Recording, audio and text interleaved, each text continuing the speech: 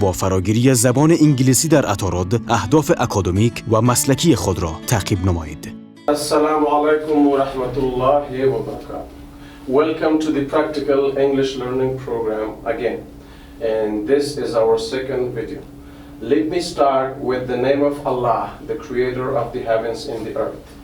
Our today's lesson is about adverb clause of supposition or concession. We use adverb clauses in complex sentences. A complex sentence is the combination of two clauses, one main clause or independent clause, and the other clause is dependent or subordinate clause. An adverb clause is a dependent clause. It is a subordinate clause. It cannot stand alone as a simple sentence, and it does not give a complete meaning if it's used without an independent clause. Look at this example.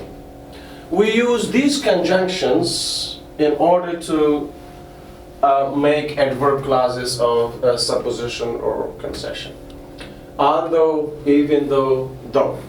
First, let me tell you about the difference among these words, these conjunctions. All of these three words, these three conjunctions, have exactly the same meaning. But the difference is that although is more formal, it can be used somehow in academic English. For example, you write an academic essay, or you write, for example, an essay for TOEFL IBT exam, or kind of formal email or application or something. Even though it's stronger than although and though, they're just more emphatic. It's just stronger. It can be used in both spoken or written English. Though is less formal, it's commonly used in normal spoken English. So that's the difference, okay? They have the same meanings, okay? Yes. So when we use these words in our dependent clauses, we call those clauses adverb clauses, okay? Look at this example. He failed the exam today, although he studied hard. Altogether, it's one complex sentence which contains two clauses. The first clause is independent. How do you know the difference between dependent and independent clauses in a complex sentence? Look, your independent clause or main clause always starts with a subject, okay? But the dependent or subordinate clause starts with a conjunction. It does not start with a subject. Next, your independent clause can stand alone as a simple sentence. For example, if you say, he failed the exam today. Okay, if it's alone, it's just a simple sentence. The reason we call it a clause because it's used as a part of our our complex sentence. That's why we call it a clause. And although he studied hard, first of all, it starts with a conjunction. It doesn't start with a subject. This is how you know the difference, okay? Next, it cannot stand alone as a simple sentence. It does not give a complete meaning by itself if it's alone. Now, for example, the interpretation would be, although he studied hard, با وجود اینکه او سخت مطالعه کرده بود. سر نتیجه هر سخت مطالعه کرده بود. Even in our languages, if somebody says با وجود اینکه او سخت مطالعه کرده بود, does it give you a complete meaning? No. You gotta, combine another clause with this clause in order to give a complete meaning, right? So, although he studied hard. Now, together he failed the exam today, although he studied hard, for example, yesterday or last night. Now it gives you a complete meaning. He failed the exam today, و امروز در امتحان ناکام شد, although he studied hard, با وجود اینکه سخت مطالعه کرده بود. Okay, now it gives you a complete meaning. So when we combine these two clauses, it's called a complex sentence. What kind of sentence? A complex sentence, okay? And you can change the positions of these two clauses in your complex sentences. But if you want to bring your dependent clause first, which starts with a conjunction, you need a comma before your main clause starts in order to separate, because the conjunction goes to the beginning of the sentence, so you need a comma in order to separate the two clauses, okay? But if you bring the main clause first, the conjunction goes to the middle of the sentence and you do not need a comma. Clear? Yes. Is it clear? Okay. Now, now how, I've told you this too many times. When it comes to grammar, focus on structures and usages. Do not focus on memorizing definitions. If you know how to use something, you should be able to make your own definition. Understood? Now, look at the concept over here. If somebody studies hard, what is expected? To pass the exam or to fail the exam? To pass the exam, right? But here it says he failed the exam although he studied hard. Okay, so it talks about unexpected result. Something that was not expected to happen. Okay? So now this is how you can define your adverb clause of supposition or concession. It's a group of words which has a subject and main verb. It's a group of words which has a subject and main verb. And modifies, the action of an unexpected result, or shows unexpected result of an action in its main clause.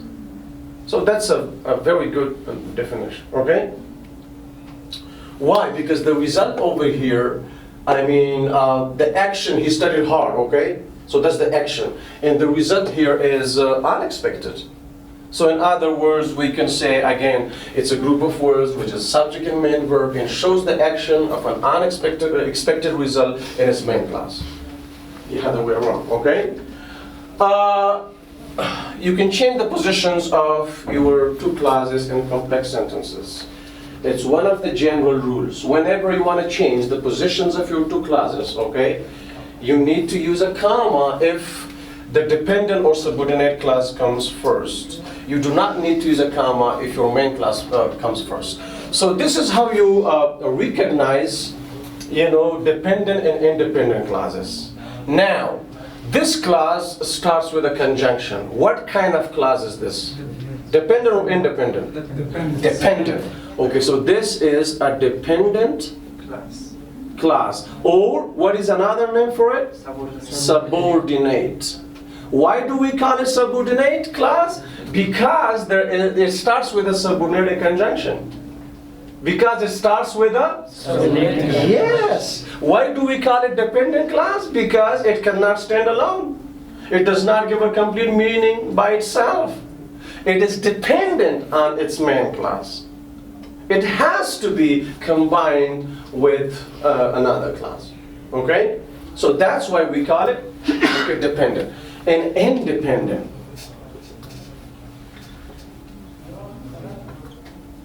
Or main. So why do we call it main clause? Main here means like important, principal, important. Of course, in this sentence, this is the most important clause, because without this clause, the other clause doesn't make any sense. It does not give a complete meaning. Okay? And it's independent. This clause is not dependent on, the previous clause. Why? Because if you use it alone, just capitalize the subject here, and it will be a simple sentence. You may just add some sort of time expression. He failed the exam yesterday. or this morning, for example, right? So it's independent. It can stand alone as a simple sentence, and that's why we call it independent clause, okay? Or main clause, it's important because without this clause, I mean, the other clause does not give a complete meaning. So now, we're gonna work on prepositions later on, but keep in mind that all conjunctions in English language, see, this is the key point that you need to remember. All conjunctions in English language are followed by subject plus verb. They are followed by what? Subject plus verb. Prepositions cannot be followed by subject plus verb, okay? But conjunctions are followed by subject plus verb. Look, after all the, what do we have? Subject. He, subject, and verb form. Okay? So now, if you have any questions or if there's any confusion, feel free to ask your questions. Otherwise, I'm gonna start giving you some oral examples, and according to our methodology, it will be your turn to make examples after my examples. Any questions? Raise your hands. Questions? Are you sure? Yes. No questions? Everything is clear? Yes. So when we use this type of adverb clause in our complex sentences, what are we talking about? What kind of action does it show? It shows the action of unexpected result, okay? So let me give you some oral examples. Although she was sick, she didn't go to any hospital. با وجود این که او مریض بود، با کدام شفاخانه نرفت. Even though, so you see, I told you the difference, right? I mean, even though it's more emphatic, it's much stronger, there's more formal, right? And though could be used just in normal spoken English, that's the difference. They have the same meanings, okay? Although the teacher explained the grammatical points as clearly as possible, some students were still confused in that classroom. I'm not talking about you guys, okay? Although the teacher explained the grammatical point as clearly as possible, some students were still confused in that classroom, okay? So now, if a teacher explains a grammatical point clearly, nobody should be confused, okay? So the fact that some students were still confused is unexpected result, okay? Yes. Although the peace negotiation is going on in Doha,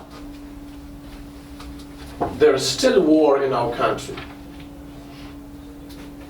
There's still war in our country, although, even though the peace negotiation is going on in Doha, okay?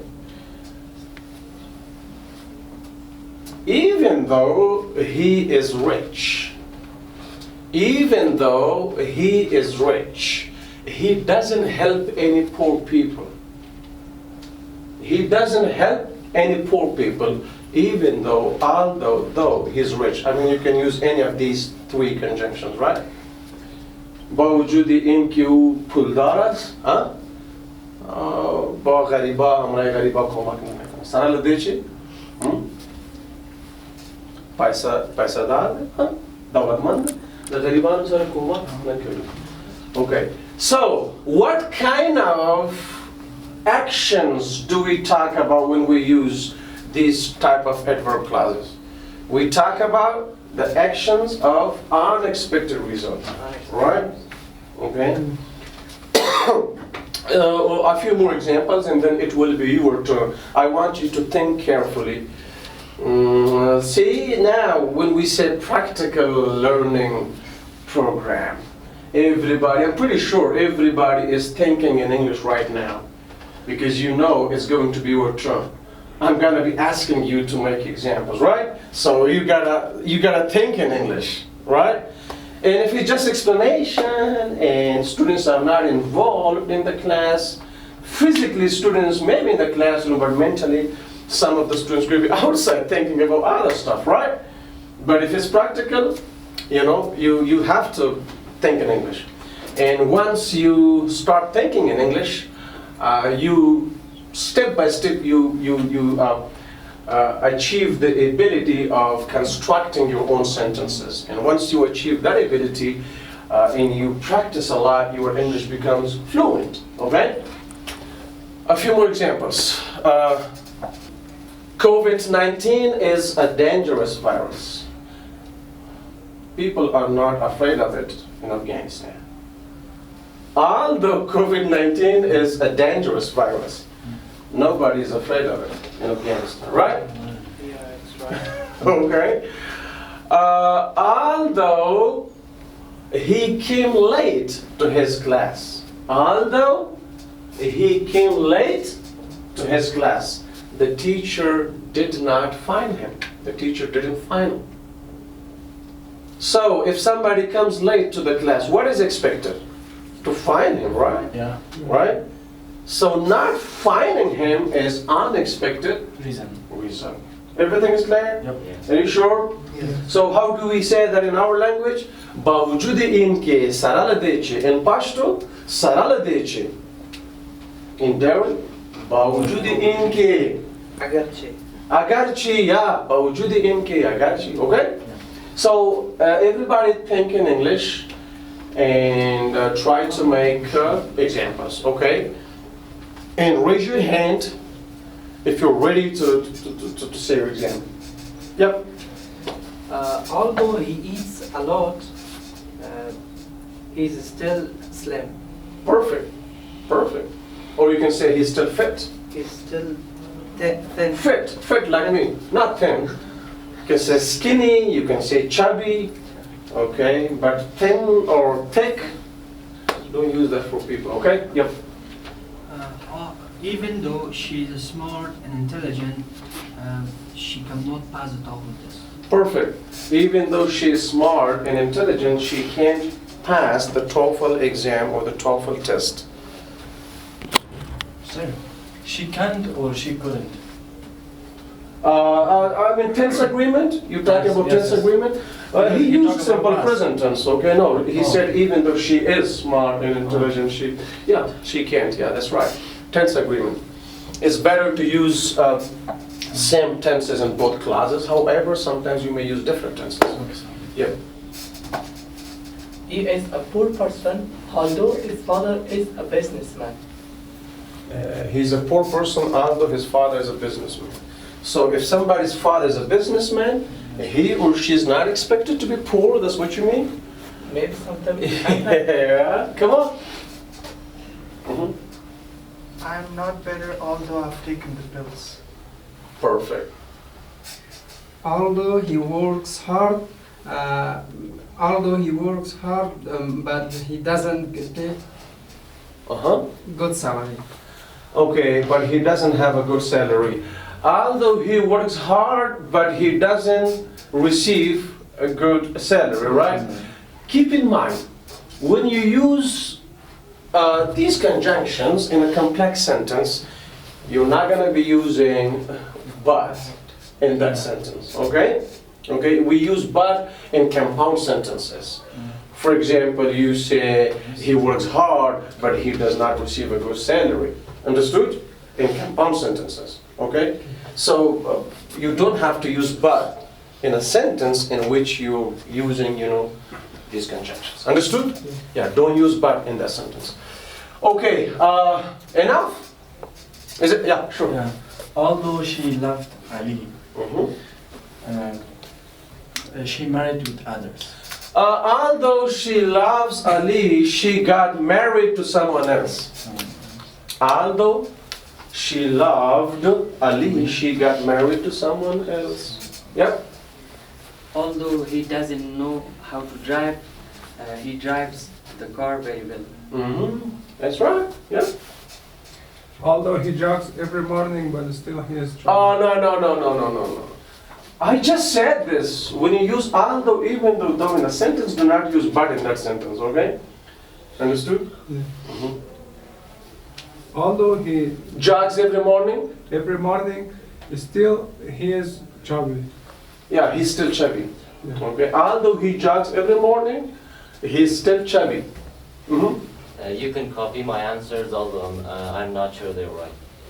It's perfect. It's right. Mhm. Although he has a car, he doesn't drive it. That's right. That's right. Teacher Mustafa teaches us how do we prefer you. Okay. Although we prefer you to teach us, teacher Mustafa teaches us as well. So you could say something like that, but I wouldn't appreciate the example. Okay, anyways, so we're done with this. Now, how do we use the prepositions, despite and in spite of?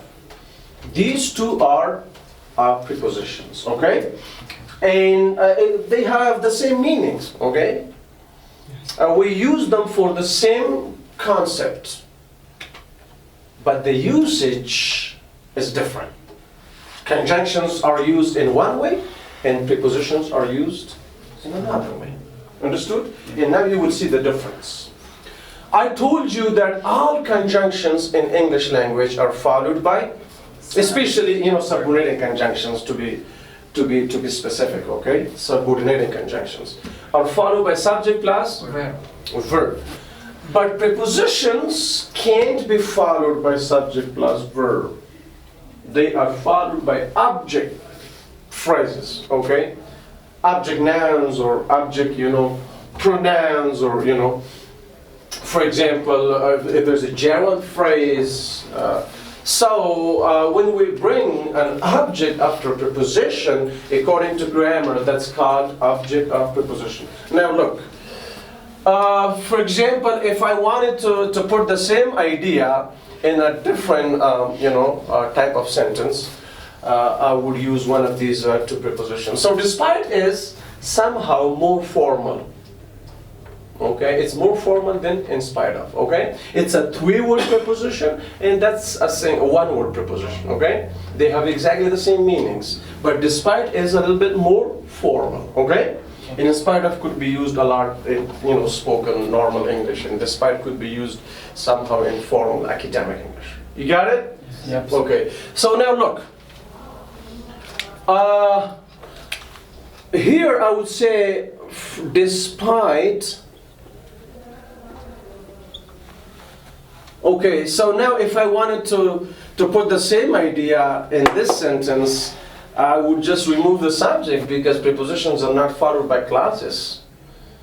Subject plus verb. A clause is a group of words which are subject and main, right? But if it's dependent, it does not give a complete meaning. If it's independent, it gives a complete meaning, right? So, despite, I would change, the verb form to ing form. Despite studying hard. Now look. Despite studying hard, comma. This is not a clause now. Okay?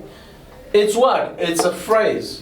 Prepositional phrase. Preposition plus studying hard is a gerund phrase which functions as object of preposition. Studying hard is a gerund phrase. Okay? And gerund is a type of noun, right? Okay? So a gerund phrase also functions just like a gerund, okay? So if it's a type of noun, it can function as a subject in a sentence, as object of preposition, okay? So in this phrase, the gerund phrase functions as object of this preposition. So it's not a clause, okay? Now, although is a conjunction, and it should be followed by subject plus verb form, right? But despite is a preposition, it should be followed by object. So despite studying hard, he failed the exam. Now look, here you're saying, although he studied hard, باوجود اینکه او سخت مطالعه کرده بود, right? He failed the exam, او در امتحان ناکام شد. But here, despite studying hard, با وجود مطالعه کردن زیاد یا سخت او در امتحان ناکام شد. So here you have a subject and main verb, but here you do not have the pair of subject and verb. So therefore it's not a clause. Okay, it's the combination of a phrase with a clause. Understood? Yeah. You can still change the positions of your class in trade. If you bring the main class first, then you don't need this comma. For example, you can say it this way. He failed the exam despite or in spite of, despite or in spite of studying hard. You see that? The same concepts, okay? The same ideas in both sentences, but the structures are different. The ways are different, okay? And if you want to make a structure, you should be able to make your own structure. See, now look at this one example. And think about the parts of speech. Think about the words, okay? The placement of words. And then, you know, just make your own structure. Look, for example, here. What is he? Subject. What is failed? Main verb form. Okay, what is the exam today? Rest of the class. Rest of the class, because it's a class. It's a part of the complex sentence, right? And, you know, although, conjunction, right? And then he, subject. And then studied, you know, main verb form, and then whatever comes after the rest of the sentence. R-O-T-S, rest of the sentence. Baki mandi jumla. Understood? Okay. So, you can make a structure for, using these prepositions as well. For example, here at the beginning of the sentence, write preposition plus object plus comma plus subject plus main verb form plus rest of the sentence. Okay? See, structures are not something like, you know, something like fixed. I mean, something that cannot be changed or that cannot be, you know, made by others. Okay? If you know how to use these adverb clauses in a complex sentence, you should be able to make your own structures. And of course, you need to focus on structures to learn how to place your words properly, okay? So now listen to my examples. I'm going to give you some more examples using these two prepositions, despite and in spite of. I want you to pay close attention. In all of my examples, these words, these prepositions will be followed by objects, not by clauses, not by subject plus verb form, okay? Look, despite my sickness, I came to teach my students. In spite of my sickness, I came to teach my students today. I came to teach my students today in spite of my sickness. Despite of my sickness. You can change the positions of, you know, clause and phrase. Understood? The same rules will be applicable. Like you still need, you know, comma if you want to bring the phrase first. Okay? Despite having a lot of problems, his father supports him to get education. His father supports him to get education in spite of having a lot of problems or despite having a lot of problems. Okay?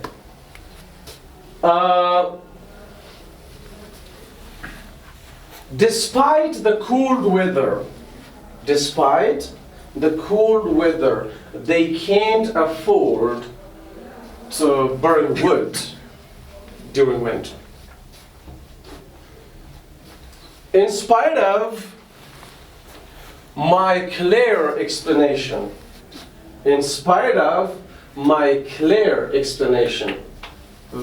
few students are sometimes not able to make examples. Few, not, I mean, the majority of students can make examples, but few students, okay?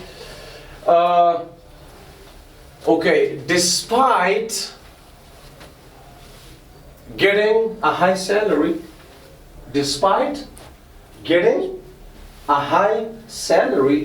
he doesn't send his kids to school, okay? Despite getting a high salary, he doesn't support his sons or, you know, his kids to go to school. Despite the bad situation, despite the insecurity in our country, we love to live in our country. Is everything clear? Yes. No problems? Any questions? Are you sure there's any confusion? And everything is clear? Okay. So now it's your turn to make examples. Raise your hand. Yep. In spite of eating a lot, he is hungry. That's perfect. In spite of eating a lot, he's still hungry. Yep. Despite running fast, he couldn't catch the bus. He couldn't catch the bus. In spite of supporting his family, he doesn't study hard. He doesn't study. In spite of receiving support from his family, he doesn't study hard. That would be more logical, okay? Yeah. Come on. Despite having lots of traffic jam, I went to office. Despite being stuck in traffic jam,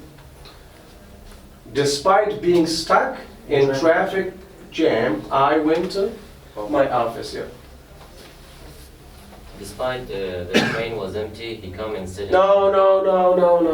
There's a problem. You said despite the train was empty. Okay? So the train subject was main verb. And despite is a preposition. So a preposition can't be followed by subject plus verb because it's not a conjunction. You can say although the train was empty and you can continue your sentence, right? But despite, you could say despite the empty train, he couldn't find any seat for himself, for example. Okay? This is how you could make your sentence. Yep. In spite of making good plans and schedules, he cannot achieve his goal. Perfect. Despite working hard, she didn't earn any money. She doesn't have any money. She didn't earn. She didn't earn. earn. She didn't earn any money, okay? Or she didn't make any money, you could say. Yeah. Despite being a president, he cannot even manage his family. So. Despite being a president, he can't even manage his own family. Despite having a pollution, he didn't perform prayer. Despite the high position, nobody has respect to him. Nobody has any respect for him? Okay. Yes, sir. Yep. Come on.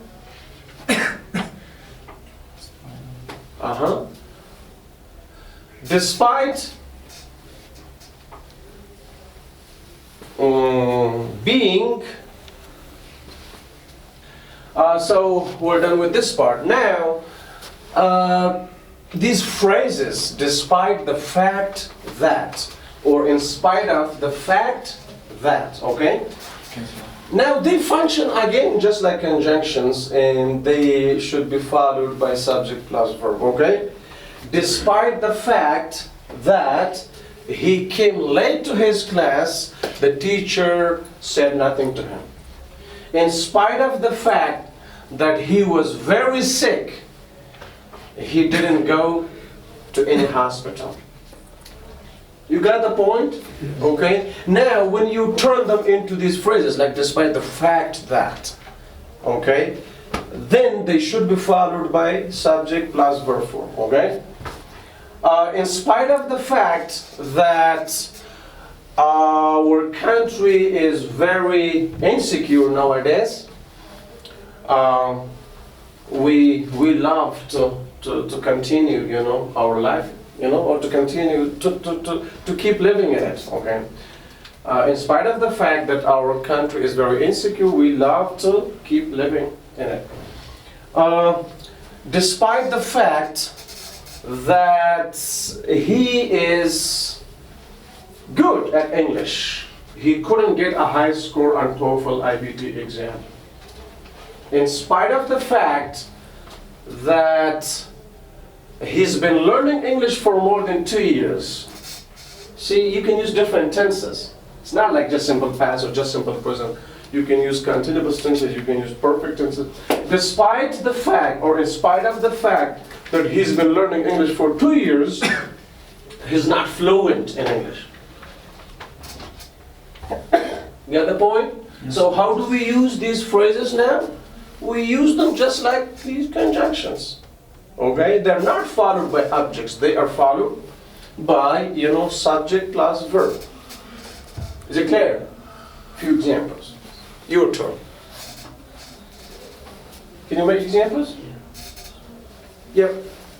She seemed no happier despite the fact that her physical condition had improved. Has improved. Okay, she doesn't seem to be happy despite the fact her physical condition has improved. Anybody else? Yeah? Come on. See, just look at the conjunctions. You use them in the same way. Make an example with Aldo, and then instead of Aldo, use despite the fact that. You got the point? Yeah. Despite the fact that he have the time. He has the time. He has the time for learning.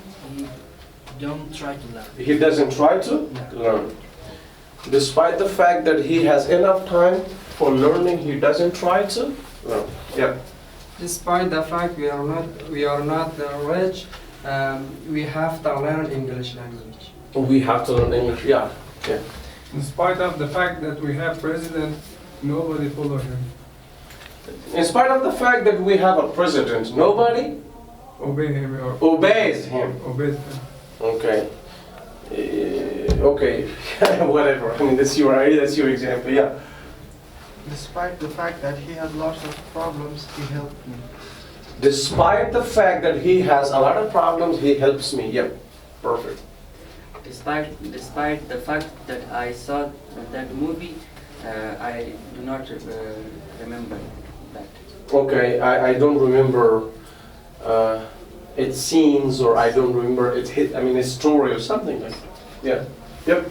Despite the fact that I'm being sick, but I attend the class. You don't have to say being sick, because if you say I'm being sick, it means I act like I'm sick. Despite the fact that I'm sick. Okay? Despite the fact that I'm sick, I'm present in the class, or I have come to learn English. Yeah, that's right. Okay. Yeah. Despite the fact I'm very busy, I love to come at our in English. Despite the fact that I'm very busy, I love to come to Atal in order to learn English. Perfect.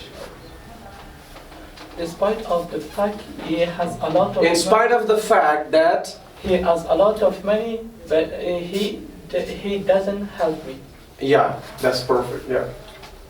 We lose the match despite the fact that we are stronger than. Yeah, we lose the match every time, despite the fact that we are stronger than that team or that. Okay. Competitors. Yeah. Okay. Enough for today? Okay. So we're done with using these three conjunctions, although, even though, and though, in our complex sentences, in these prepositions, despite, in spite of, and these phrases, conjunction phrases. So again, at the end, I'm going to give you a short explanation, okay, a very short explanation, and keep practicing. Practice makes perfect, okay?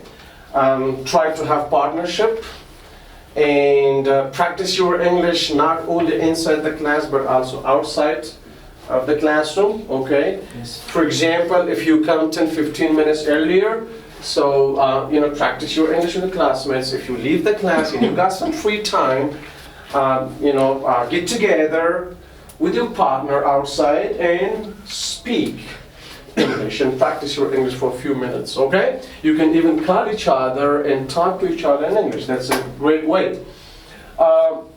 So today we worked on adverb clause of supposition and concession, okay? And we use adverb clauses in complex sentences, because we have 4 types of sentences. How many types of sentences? 4 types. 4 types of sentences in English language. Simple sentences, compound sentences, complex sentences, and compound complex sentences. Okay? So, a simple sentence is just one clause, okay? We do not combine any, clauses. But in compound sentences, we combine two independent clauses or two simple sentences with the fan voice conjunctions, single, one-word conjunctions, or pair conjunctions. In complex sentences, we combine two clauses. One of them is dependent, the other one is independent, okay?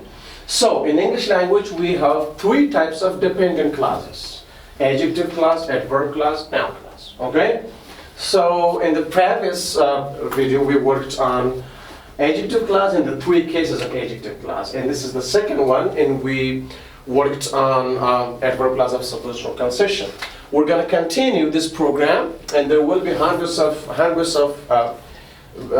videos recorded, inshallah, in the future, okay, for our YouTube channel and as well as for our Facebook page. The difference between a dependent and independent clause. How do you know whether it's a dependent clause or independent clause? Again, a dependent clause always starts with a conjunction.